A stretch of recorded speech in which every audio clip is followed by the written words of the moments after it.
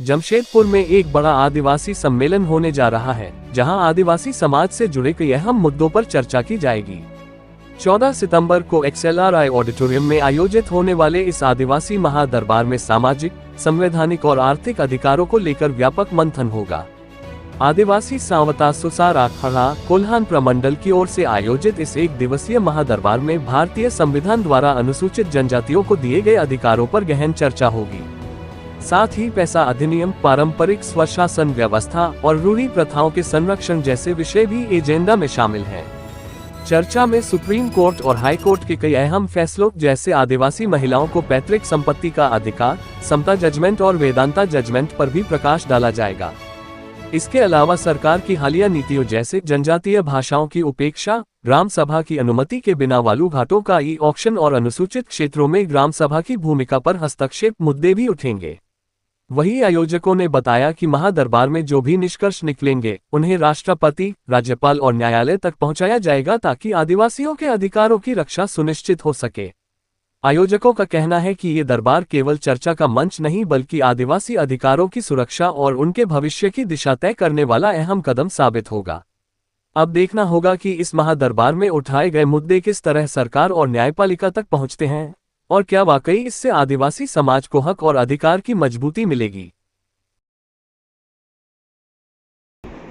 आगामी दिनांक 14 सितंबर 2025 को XLRI जमशेदपुर ऑडिटोरियम पर एक आदिवासी महादरबार का आयोजन किया गया है आदिवासी सांवता सुसार अखाड़ा के तरफ से। और ये इसलिए लगाया गया है कि विगत कुछ दिन से, कुछ दशक से जो सांवता, जो समाज का जो समस्याएं उत्पन्न हुई है, उस पर हम लोग महादरबार कर रहे हैं, जिस पे भाषाओं का स्वीकृति मिलने के बावजूद भी उसका विस्तार और विकास के लिए कोई अकादमी तक अभी तक नहीं शुरू हो पाई है। ये अभी जमीन का जो हस्तांतरण हो रही है, ये सादा पट्टा पे हो रही है। ये अनुसूचित क्षेत्र में विशेष अधिकार रहने के बावजूद भी ये औने पौने दाम पे चल रही है। तो इससे हम लोग का संस्कृति पे बहुत बड़ा प्रेशर पड़ा हुआ है।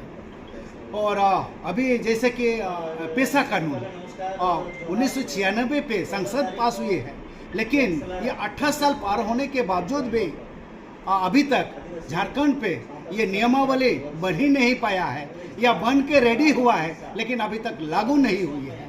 तो हम लोग इस सारे तमाम तथ्यों को वो विचार उपरांत हम राज्यपाल महोदय को देंगे तथ्यों को, और राष्ट्रपति महोदया को भी देंगे। अगर जरूरत हुआ तो न्यायालय से हम लोग गुहार भी लगाएंगे। इस दरबार में कहाँ से लोग आएंगे? इस दरबार पे उड़ीसा से भी लोग आएंगे, फिर बंगाल से भी लोग आएंगे, और बंगाल से पुरुलिया, बांकुड़ा और झारग्राम से लोग आएंगे, उड़ीसा से रायरंगपुर से लोग आएंगे, और यहाँ झारखंड के दुमका, संथाल परगना, धनबाद और कोल्हान से सारी जगह से लोग आएंगे।